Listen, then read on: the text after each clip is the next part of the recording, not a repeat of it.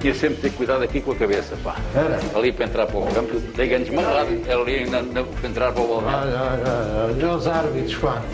Ei, pá. E espetáculo. Isto não havia no nosso tempo, não havia, pá. E espetáculo. Da cá, Cabine Álvaro Roxo, já viste? Hã? Cabine Álvaro O Roxo. Álvaro Alvarinho. Álvaro Grande, que é o meu. Que memórias boas. Ora bem, vamos então. Mora ali. Ok. Luís. Falta o ministro, não é? Volta ao Mister. Ai, volta ao Mister. Aqui fui jogador Primeira Liga. Acho que foi a última vez que o Atlético esteve na Primeira Liga. E depois comecei a minha carreira de treinador aqui.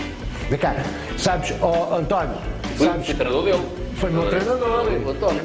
Não foste treinador dele? Foi meu, aliás, nesse ano, eles queriam que eu fosse treinador. Eu tinha jogado um ano com o Pérez e queriam que eu fosse treinador. Eu disse, eu tenho 29 anos, como é que eu vou ser treinador? Não sei o quê. Até eu arranjo um treinador fantástico que vai revolucionar o Atlético. Luís Norte de Matos. E começou assim a carreira dele.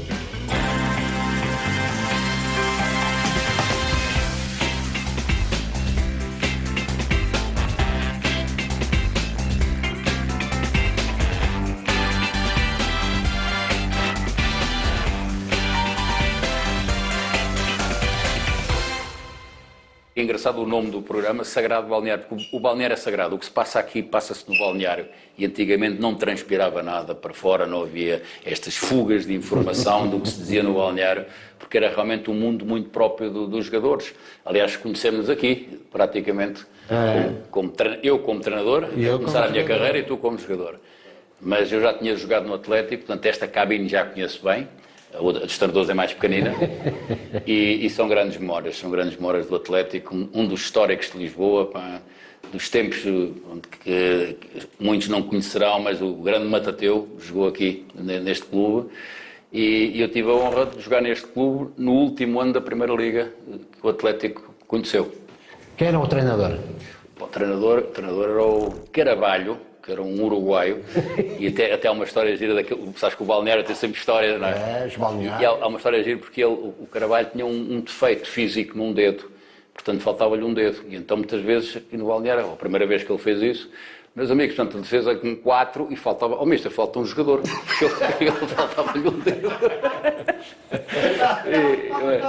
Mas foram bons tempos, pá, e tenho grandes memórias dele, porque ele ajudou-me bastante na altura. Eu era jogador estudante, porque estava a fazer o curso de Educação Física, e ele facilitou imenso, foi um dos treinadores que me facilitou, não foi o único, mas foi um dos que percebeu que eu queria acabar o curso e, portanto, facilitava-me, e sobretudo o treino de terça-feira, que era o treino de subir bancadas e descer bancadas, eu nessa altura estava sempre em estudos, portanto normalmente não fazia esse treino.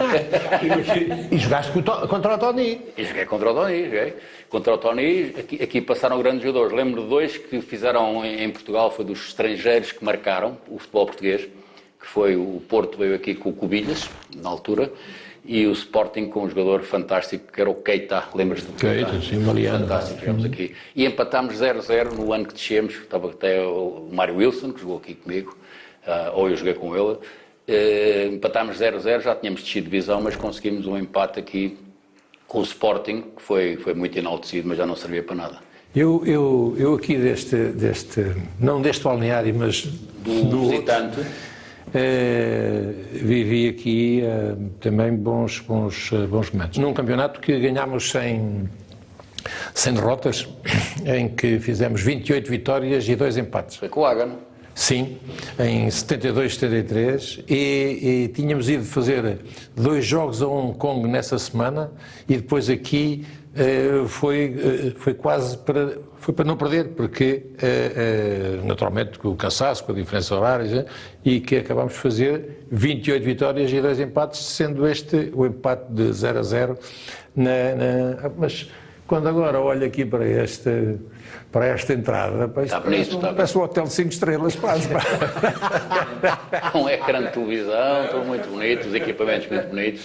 Mas eu Deve ter o analista, deve estar lá em cima, para o intervalo, em vez daquelas entradas de falar, temos que virar, está ali a televisão para mostrar os lances que... Mas sabes, tive aqui uma coisa muito engraçada neste clube também. Eu tinha 22 ou 23 anos, portanto estava a estar no INEF, tinha a cadeira de futebol para me formar como treinador, porque eu acabei por ter o curso de treinador aos 24 anos. E o Carvalho foi para a rua, porque perdemos salvo erro, 8-2 no Porto, estava 2-2 ao intervalo, e depois foi 8-2. E então, o clube durante 15 dias teve 4 treinadores, que era eu, o Nel Vingada, acho que era o Coelho, e havia outros que não me lembro, havia um quarto, e portanto éramos nós que fomos ao Boa Vista e depois um jogo aqui, os treinadores do Atlético, portanto, um quarteto, que era uma coisa única. O Tony viveu isso na seleção nacional. Os líderes eram importantes, mas havia sempre um ou dois ou três que quer queiramos, quer não, desenvolviam aquele espírito de boa disposição, de animação, que passava do balneário para as viagens de autocarro, porque antigamente não havia os telemóveis, não havia os tabletes, portanto, hoje cada um tem o seu mundo. Naquela altura era realmente isso que dava, que fortificava o espírito. E havia os líderes, digamos, de entrada em campo e não sei o quê, portanto, os líderes mais desportivos, e havia os líderes animadores. Por exemplo, eu posso-te falar de um animador como o Amilcar, por exemplo. Era realmente um polo que aglomerava ali a malta toda. E as histórias, podes escrever livros e livros sobre... Todos nós temos histórias de balneários fantásticas. E depois havia aqueles mais carismáticos para ir para o campo, dentro do campo, e que eram os líderes, por exemplo, na Académica, e tu conheceste, eu cheguei muito novo à Académica, com 18 anos, foi a minha estreia na Académica. Aliás, até trouxe aí uma recordação, que é a camisolinha da Académica, do pontapé no rabo, que a gente levava. Portanto, entrei espetáculo. Aqui uma camisola extraordinária, não é? E na Académica, por exemplo, o Gervásio, o Vítor Campos e tal, aquilo era, não havia hipótese, ali conheci uma...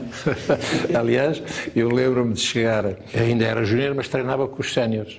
E então, de chegar a um balneário e chegava aqui, pendurava aqui, e já não sentava, e dizia, mas quem é que mandou sentar aí? E eu ia pôr noutro e estava sempre ocupado. Estava sempre achado, portanto... Passei a minha vida a pular de um lado para o outro. E muitos treinadores.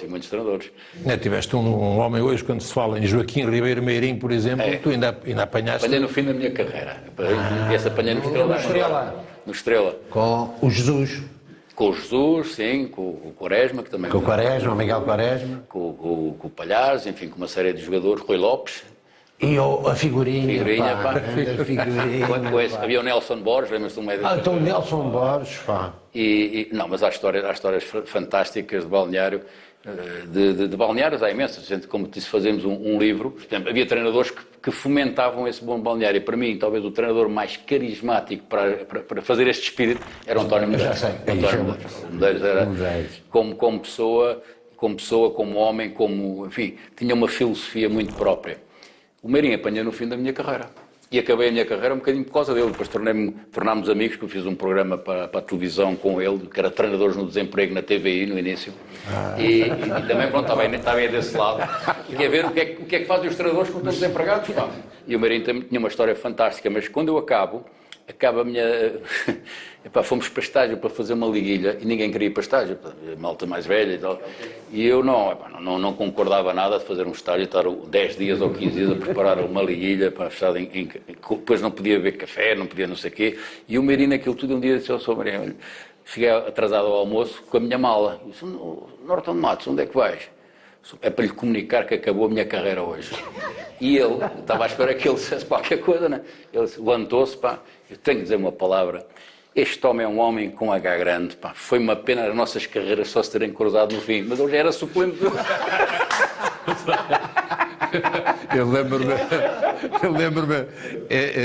lembro-me que havia um jogador que eu penso que, não sei se ainda encontraste, ou se te lembras dele, que era o Carlos Serafim.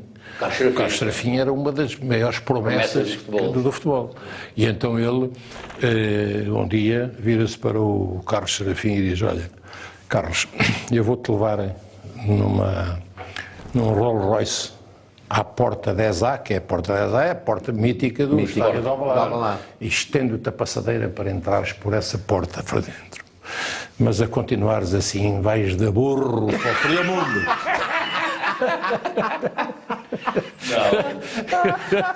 Não. E quando hoje se fala de mind games, pá, eu só te vou dar... Mind games era ele. Exatamente. Vamos ganhar ao Benfica 2-0 e ganhou. Eu lembro-me de um jornal desportivo que saía à segunda, quinta e sábado, era o jornal A Bola. A Bola. E que no sábado o jogo do domingo era CUF-Benfica. E ele diz: Benfica é favorito até às 15 horas da manhã. Epá, não, mas isto tem um peso. É um peso extraordinário.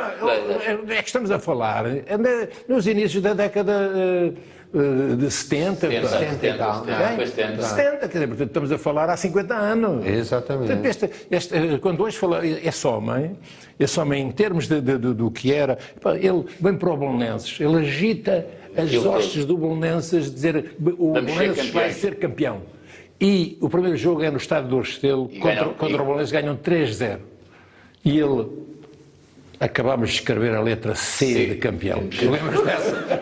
Mas isto eram letras, aquilo vinha em letras garrafais. Portanto, isto para a época, aliás, falaste aí também, em António Medeiros, que é realmente uma figura. E como pessoa era uma pessoa extraordinária. Eu tenho histórias muito giras com ele, porque o balneário era extremamente importante, mas quando nós passámos para a caminhonete era o prolongamento do balneário. A gente íamos sempre ali em festa, portanto havia com o Zé Torres, tivemos cenas também. O Zé Torres levava para o balneário, é uma das histórias engraçadas do Zé. Ele levava, primeiro quando eu joguei com ele no Estoril, e quando ia para o Estoril, ele levava atrás no carro os pombos. Portanto, ele punha os pombos no Estoril para treinar, para casa, para os pombos correr, que era a paixão dele. E então, pronto, ele estava lá connosco e muitas vezes no balneário, perna traçada, o Medeiros começava a contar histórias, o meu carro, a 120 na curva e tal, e o coisa... Estava assim, uma toalha, tem depois, está cheio de água, está tudo cheio de água. O futebol realmente são tempos completamente diferentes hoje. Não são melhores nem são piores, são diferentes. E tem piada porque as equipas, ganhava-se muito pouco, a gente tinha uma paixão enorme pelo jogo, não é? Porque eu penso que toda a gente, hoje mesmo os que jogam futebol, tem essa paixão inicial, mas era muito puro nesse sentido. A gente acabava, quantas vezes é que íamos almoçar, quantas vezes é que íamos lanchar, quantas vezes é que estávamos juntos. Exato. Hoje é muito mais raro, há muito mais individualismo dentro do coletivo. Luís, jogaste com o nosso selecionador nacional no Estoril. Este aqui é a camisolinha do Estoril. As traças ainda atacaram um bocadito, mas eu não perco esta camisola. Eu também tenho, mas elas se encolheram também e também levaram com traças. Eu não sei como é que cabia aqui, isto encolheu, as traças comeram isto. Não, isso encolheu. O Fernando, joguei com o Fernando Santos no Estoril. E no Benfica. Ele era da equipa do meu irmão jogou também no Estoril durante um ano, o Pedro. E eles eram da equipa abaixo, mas, por exemplo, o torneio internacional do Benfica, aquele torneio, joguei com o Fernando Santos e com o meu irmão. E era o engenheiro, já tinha um feitio de engenheiro. E já se perspectivava que poderia vir a ser treinador? Não, até porque o Fernando não queria, na altura, ele prezava sempre, aliás no Estoril, ele dizia nunca vou sair do meu emprego, porque ele tinha um emprego bom no Hotel Palácio e não queria largar aquilo. E, portanto, treinou ali no Estoril, depois treinou o Estoril da Amadora, mas quando há o convite do Porto, começa a carreira dele, quer dizer, agora, o Fernando que eu conheci no Benfica e no Estoril é exatamente o mesmo que é hoje. A mesma pessoa, a mesma simpatia, tenho uma ótima relação com ele e é bom, não lhe subiu nada à cabeça e mantém aquela forma de estar e de falar igualzinha. Até os mesmos tiques. Os mesmos tiques. O Marcelo também é assim, o Presidente da República, é um bocado como eu. Também tem. Não, mas Olha, foste colega do Artur Jorge e foste treinado pelo Artur Jorge. Também. O Artur trouxe, para mim, foi um dos grandes influenciadores da minha carreira como treinador. O primeiro grande influenciador foi o Artur. tinha jogado com ele, enfim, tinha treinado com ele no Benfica, alguns jogos de reserva. O Tony jogou muito mais com o Arthur Jorge, mas pronto, conheci-o bem, e quando ele tira o curso na RDA, e portanto vem com uma concepção de treino completamente diferente, e tive a felicidade de o apanhar numa panorâmica completamente diferente de treino, que foi no Portimonense. Portanto, tudo com bola, tudo jogos reduzidos, enfim, ele tinha já trazido uma coisa que era, ficava tudo a olhar, isto é que é treinar, a gente gostava de treinar, ele deu o gosto pelo treino. Posteriormente, até influenciado por ele, quando vou para a Bélgica, tive aquele que foi o meu guru de treino, que foi, enfim, aprendi com todos, mas o meu guru de treino foi o Ernst Happel. Falaste aí no Portimonense, e no Portimonense houve uma série de jogadores que claramente se identificavam com esta imagem do jogador que criava o espírito no balneário.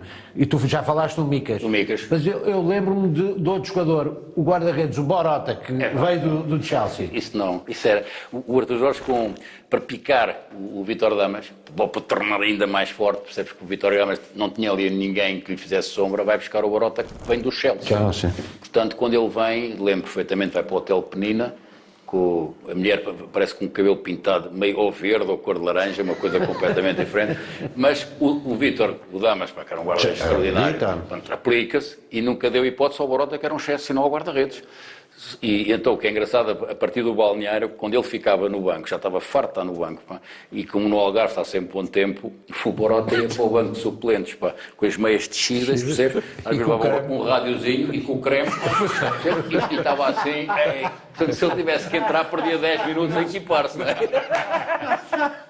E foi. Mas quando ele dizia no treino, ninguém marca um golo, paga um jantar a quem marca um golo, ele não sofria golos. Era bom guarda-redes. Ele era um bom guarda-redes. Depois daquela barraca com o Porto, que perderam 4-3 com a equipa escocesa do País de Gales, e aí acabou o Borota em Portugal. Mas era um guarda-redes muito bom.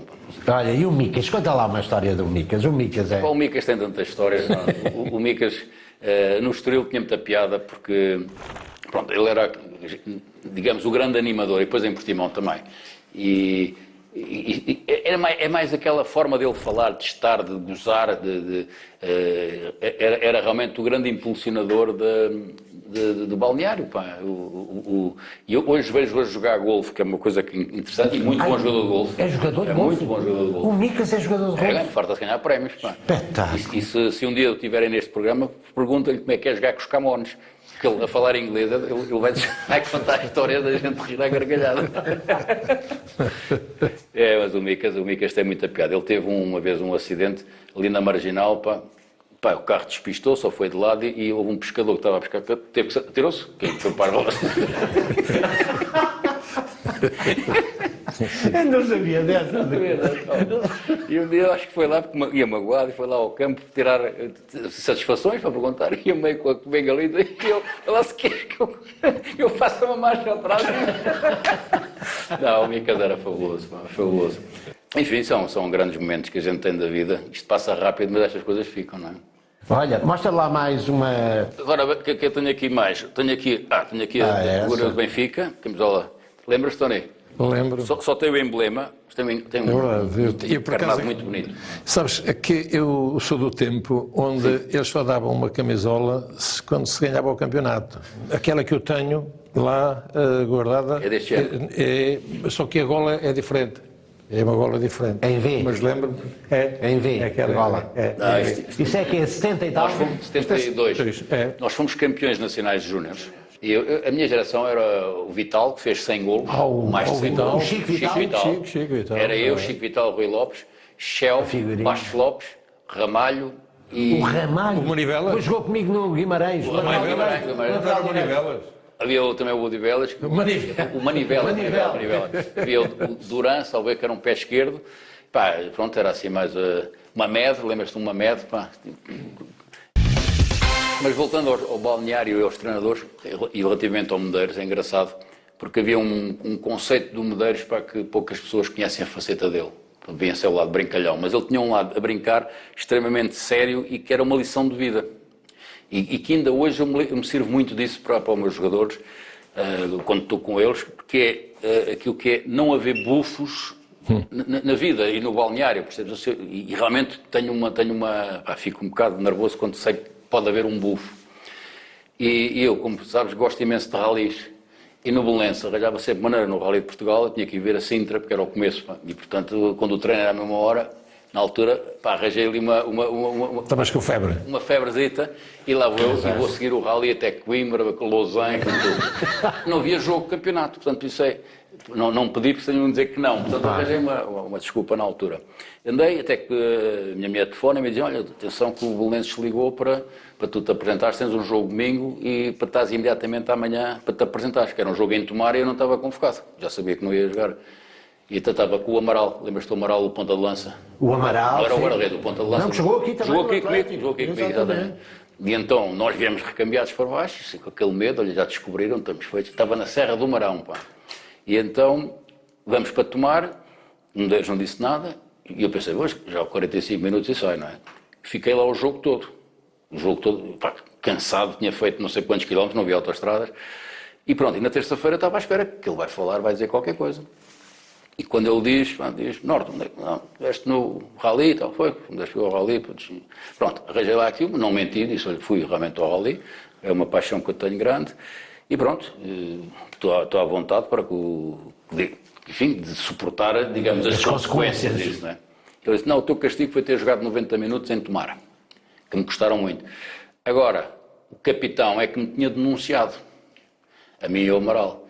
Agora, tu, ó capitão, esta semana não treinas com a equipa, vais correr à volta do campo, porque a pior coisa é bufos no balneário.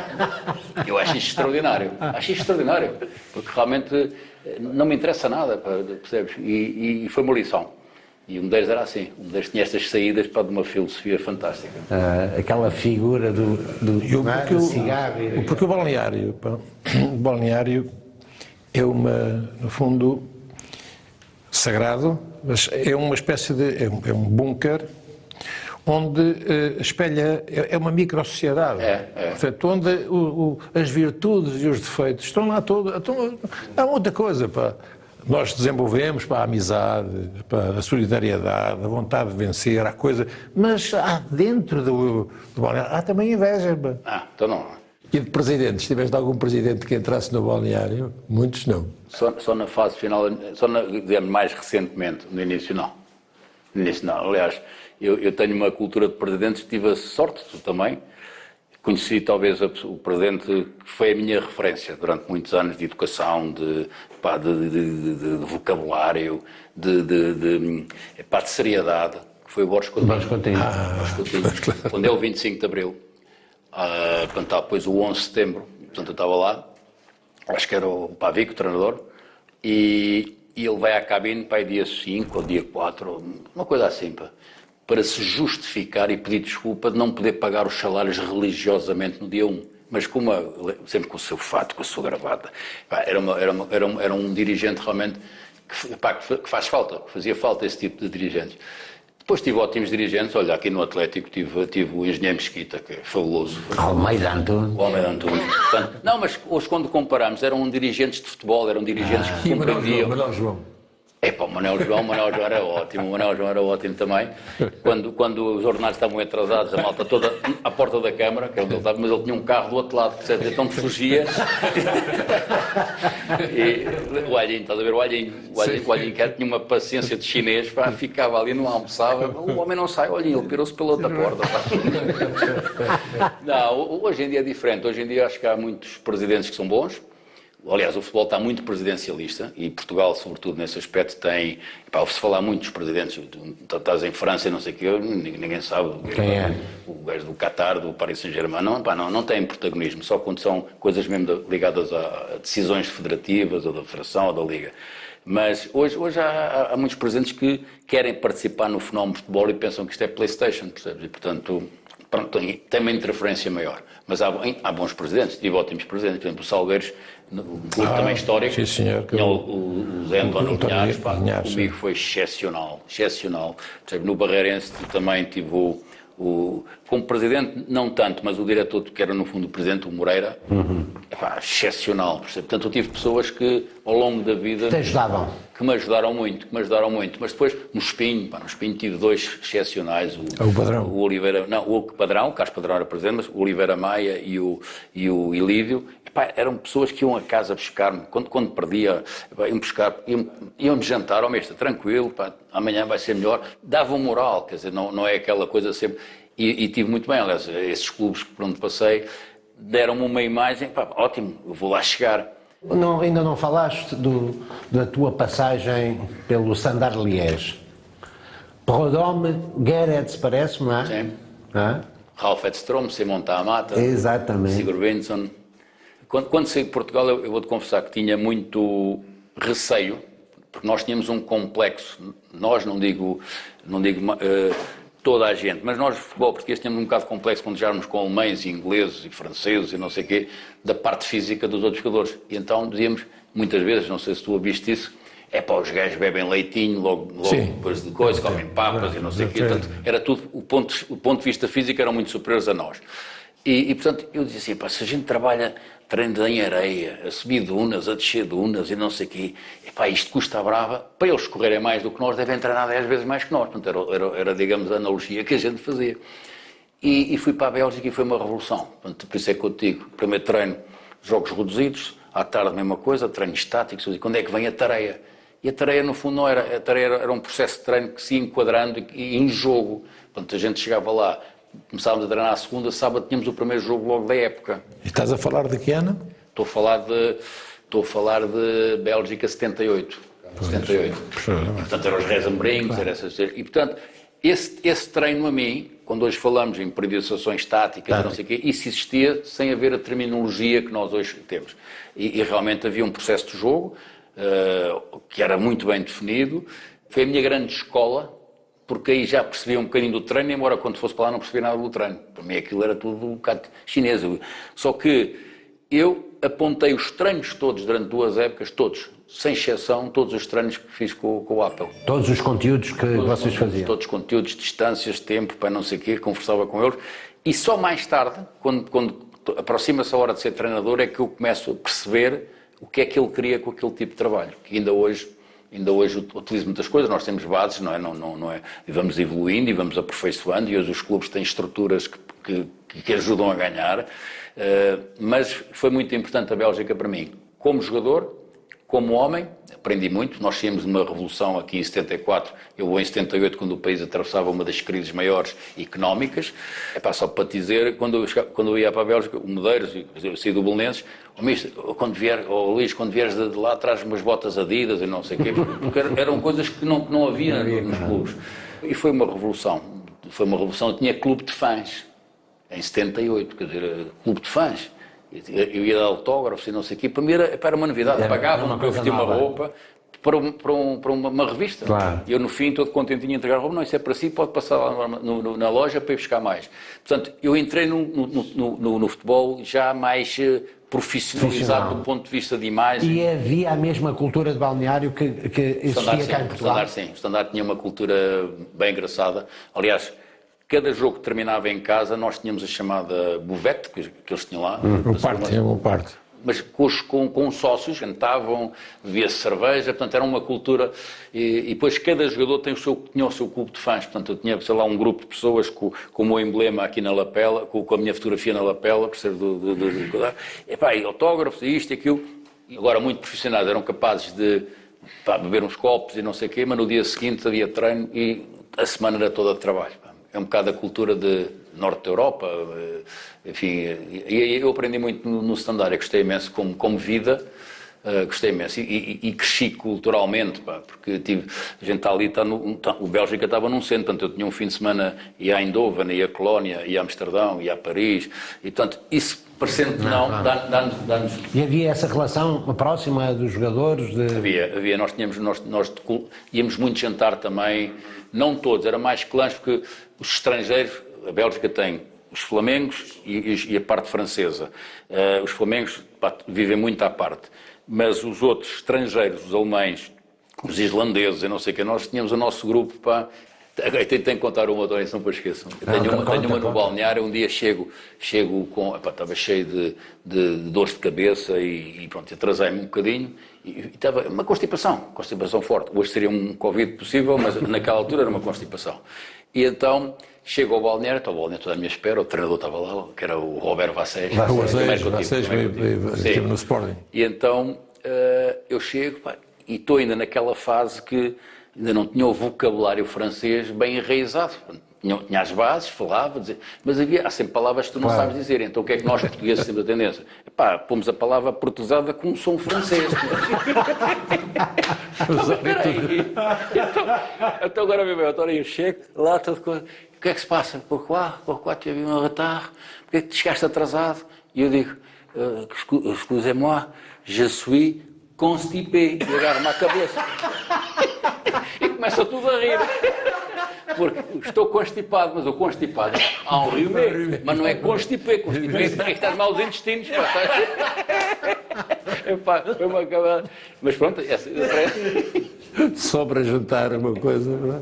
Eu lembro-me dos meus tempos de Coimbra, até ao 5º ano dei francês. E aparece-me, eu estava à espera do autocarro para ir para o Municipal, devia ser uma quinta-feira, para treinar no Municipal era treino conjunto. E então, où est la université? Vous allez toujours sempre en franc? E depois eu, e para virar à esquerda. E après,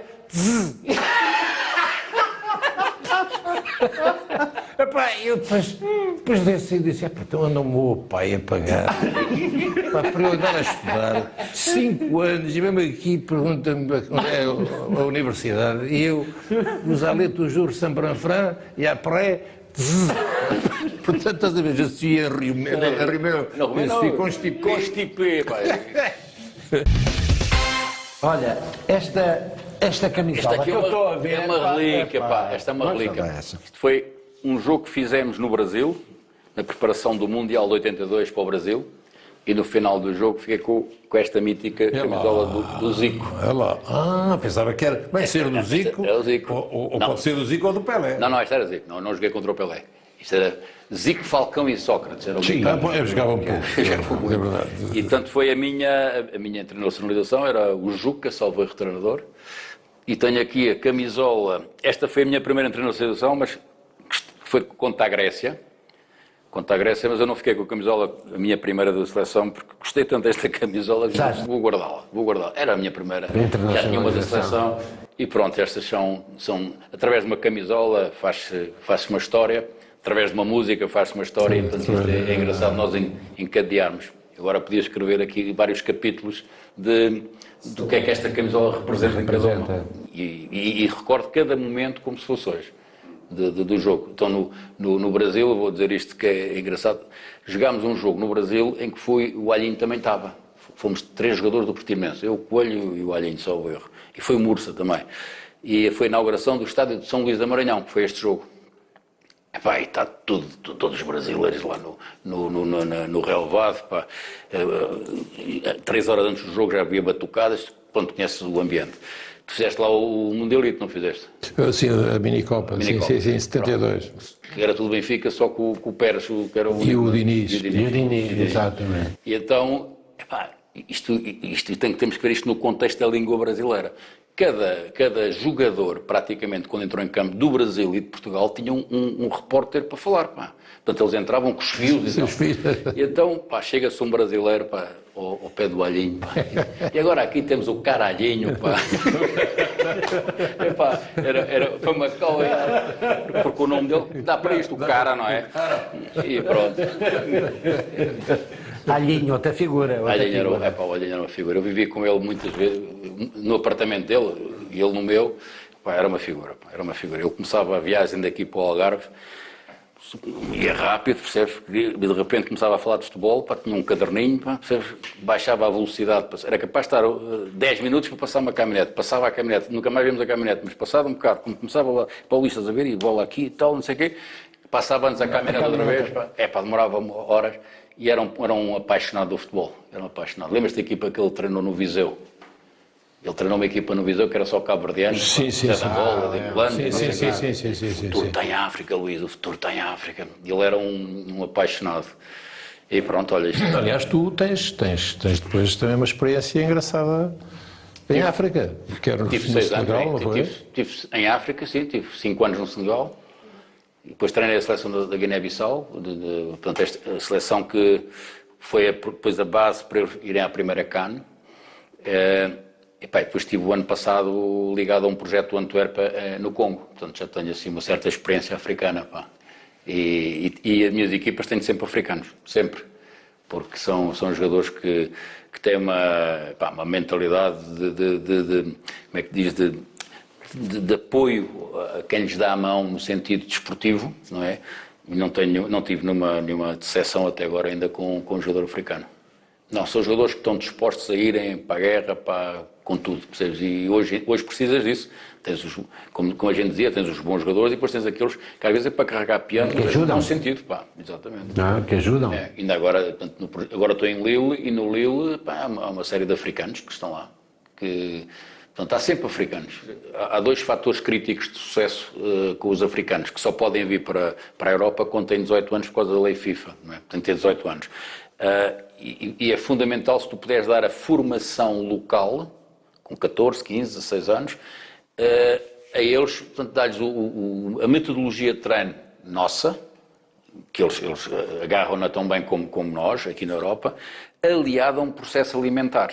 Portanto, porque a nutrição é fundamental. E estas 2 coisas em equilíbrio, tu tens ali, dão-te uma explosão. Eu vim ganhar torneios com os miúdos, torneios em que o Benfica já teve, o Sporting e o Porto. O torneio da Milk Cup é dos torneios mais importantes da Europa a nível de sub-17. Foi a primeira equipa e única africana a ganhar até agora. A BBC fez-nos um elogio bestial. Ganhámos torneios em Itália com os Juventus, este Cristante que teve no Benfica, não sei o quê. Afinal levaram 3-0 na meia-final, num torneio em que o Milão veio com os primaveras todos, para jogar contra nós. Foram buscar o torneio é perto de Milão, em Cremonese. E, portanto, tenho grandes satisfações, que são satisfações pessoais, que não têm grande repercussão a nível enfim, não são mediáticas, mas para mim, como homem do futebol, como treinador, dá ótimo. Ver o Ibrahima Mbaye ser considerado a grande revelação italiana quando jogou numa equipa emprestado pelo Inter, foi considerada a revelação com 19 anos, e ainda agora joga em Bolonha. São coisas que são inexplicáveis, não há dinheiro que paga esta satisfação de nós vermos o miúdo que estava nas ruas de Dakar, pé descalço, no sentido de jogam com aquelas sandálias que eu chamo de sandália do Peixe-Aranha, não é? Branquinhas, e vê-los depois no alto nível. E está ligado a isso, a tudo o que isso representa, deles poderem comprar uma casa para o pai, para a mãe, para a irmã, e portanto, depois estes tipos se ganhar 1.000 euros são capazes de mandar 800 para a família, se ganhar 10 mil mandam 9 mil para a família, portanto eles vivem em função da família. Olha, a tua passagem pela equipa B de Benfica está inserida exatamente nessa lógica, nesse princípio de ajudar os jogadores a crescerem, a evoluírem. Eu acho que há uma forma de estar, eu acho que os treinadores todos têm o mesmo objetivo, toda a gente quer, o treinador não falas com nenhum que queira perder, todos querem ganhar. E esse balneário também era interessante, porque tinha jogadores que hoje em dia... Mas o mais interessante é o contexto. O Benfica tinha tido uma equipa B, que desceu de divisão, no passado, e depois tem uma equipa B, há um ressurgimento da equipa B quando nós estávamos lá. E eu lembro perfeitamente o Luís Filipe Vieira não queria, tinha aquela coisa de jogar com os novos, mas não descer de divisão. Eram 24 equipas. Exato. E nós fizemos um campeonato bastante bom, jogando regularmente com jogadores ainda júniores, não é? Ainda júniores. E pronto, e muitos jogadores da Rivalta, era uma geração... Alguns deles estão no top do futebol mundial. Não posso chamar os louros a mim, até porque há um trabalho atrás, mas quer dizer, houve um trabalho atrás e foi preciso enquadrá-los na competição. E muitos deles estrearam-se no futebol profissional naquele ano na equipa B. Alguns? Olha, o Lindelof, por exemplo, que era um jogador Cancelo. O Cancelo, o Lindelof, o André Gomes, o miúdo que está agora a jogar muito bem em Inglaterra, o Helder Costa. O Helder Costa. O Ivan Cavaleiro. Essa geração. O Fábio Cardoso está agora no Santa Clara, o Varela, o guarda-redes. Portanto, havia ali uma série. E há um jogador que vem muito tímido, vem como extremo-direito, e como extremo-direito era difícil naquela equipa entrar. Imagina quem é. João. Não, é emprestado para Ao Sintrense. Era do Sintrense e depois é emprestado ao Fátima, Ao porque Fátima. o treinador do Sintrense foi para o Fátima. E eu disse, epá, é bom para ele, vai crescer com o treinador e volta. E ele veio antes da época acabar. E eu disse, epá, ele e mais 10. Este tipo veio com uma pujança, vinha com uma pedalada, Nelson Semedo. Aí o Nelson. Mas que mudou pois completamente. Era ali depois, jogava ali. Jogava no Sintrense. Sintrense, mas é daí. Foi o Abel que o trouxe, na altura, acho que foi ele que indicou o Benfica. Qual foi o balneário mais, digamos, com o qual tu te reconheces mais, ou seja, que te envolveu mais, que deu prazer o dia-a-dia? O balneário, eu tenho muito boas recordações, porque as histórias eram incríveis, do balneário do Estoril. O Estoril são histórias e histórias, pelos jogadores que passaram lá. O António Simões também lá passou.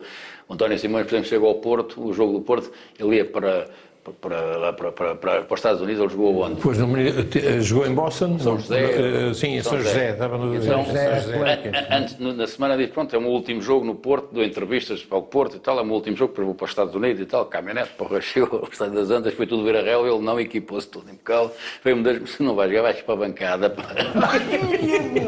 E o António, pá, não, foi. O Medeiros fez isso. Foi.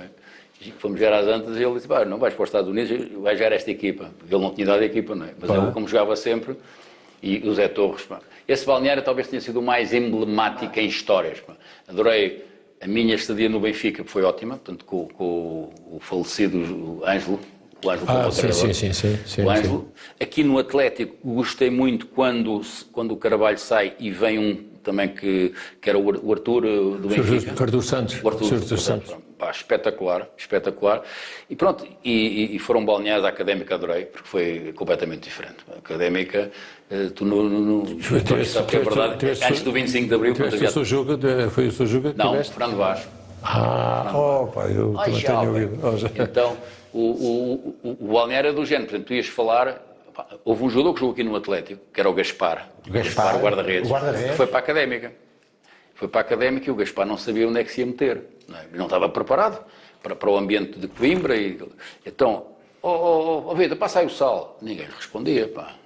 Ninguém lhe respondia. O sal, Vida. Doutor Vítor Campos. Infelizmente já não está cá. Era muito assim. E depois, viste estes tipos, tem mania que são doutores. Eu só me dizer que eles são doutores. Passa a bola. Calma. Agora aquilo era o Vítor, o Mário, o Gervásio. Aquilo era tudo uma grupeta e eu adorei. E Rocha ainda apanhaste? Rocha não, já não apanhei, não. Nem Mário Torres. Apanhei o Bacaninho. Sou Fernando Vaz, não me posso treinar porque eu tenho uma altura daqui até cá. Senti-me sempre bem nos balneários, nunca me sentia mais, integrei-me sempre também. Tenho uma facilidade... Tu és de fácil integração. Mas pronto, o Estoril foi único. Pá. O Estoril é que são demasiadas histórias com piada. O Medeiros um dia mandou parar o autocarro no alto da serra, ao pé da Venda das Raparigas. Sim. E o presidente era o... O autocarro não parava a subir? Não, sim. A subir no alto da serra. Um dia caiu o motor. Mas era aquele motor dentro que arranjava. Mas uma vez ele parou, fez uma aposta com um presidente que era Jorge qualquer coisa. Não era... Eu sei. Era o Jorge, um que era num Ferrari. Pá, e um dia, eu corro mais que tu, corres mais que eu, e a gente parava na mielhada para comer aquela costeleta e depois era não sei o quê, no Pompeu, mas vinhamos todos vinhamos todos empanturrados, tipo, para a volta ao carro, o senhor motorista, anda 1 quilómetro, então foram fazer uma corrida aos dois, o presidente ia morrendo, O Medeiros e o presidente, para correr, agora vê bem, isto à meia-noite, mas depois na estrada, ou antes do jogo? depois de jantar, a vinda para baixo, uma aposta, percebes? E um dia fomos para o Porto também a jogar e o para-brisas não funcionava, e não havia moeda, não funcionava. O Torres arranja um cordel. Eu tenho o Torres e outro a fazer assim. Foram assim. Com a chuva.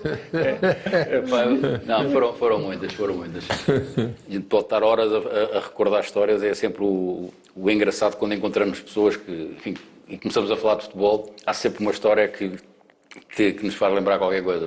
Por isso é que quando apanho os jovens jogadores, quando eles vêm com as tangas e com as coisas, a gente já viveu tanto que eu digo, espera aí, um macaco não engana um macacão. O que tu já fizeste, eu fiz, já fui, já vim, é verdade, pá. Portanto, aquelas coisas que eles têm de, vai, filho, não sei o quê, bota, não há hipótese. E é importante esta experiência e ter vivido tudo isto e ter tido bons mestres, no fundo, também. Para fecharmos este nosso sagrado balneário, ao Norton, arranca aí uma última história para... Estava a tentar-me lembrar aqui de uma assim mais impactante. Nós tivemos, como treinador, nós tivemos o primeiro jogo em Porto Alegre, perdemos 4-3, primeiro jogo, portanto era o meu primeiro jogo oficial também com a equipa do Atlético e jogávamos depois em casa. E quando vamos a subir as escadas para ir para o relvado, não é? E por acaso depois ganhámos esse jogo, o segundo, mas de repente em frente havia um póster enorme, pá, que eu tinha feito um filme na televisão sim. E dizendo, Norton para a rua, não queremos cá atores de televisão, pá. Portanto aquilo ficou uma coisa, fico a olhar para aquilo. Eu pensava que ias contar as peripécias do jogo em Porto Alegre. Perdemos em Porto Alegre, não foi? Não sei, já não me lembro. Desvelaste o guarda-redes 2 vezes e mandaste a bola. Não contes essa,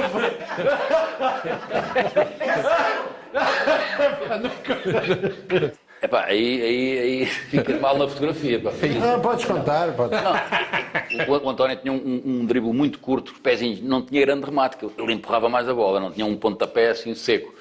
Mas nesse jogo, a gente podia ter disputado 3 ou 4. E o António, lembro que há 2 bolas, uma à frente do guarda-redes, driblou, depois perdeu o tempo e depois a outra. E portanto foste o culpado, pá, desta minha primeira derrota. Já sabia. Quer dizer, driblou o guarda-redes, driblou o guarda-redes, veio para trás, voltou a driblar e depois em vez de encostar...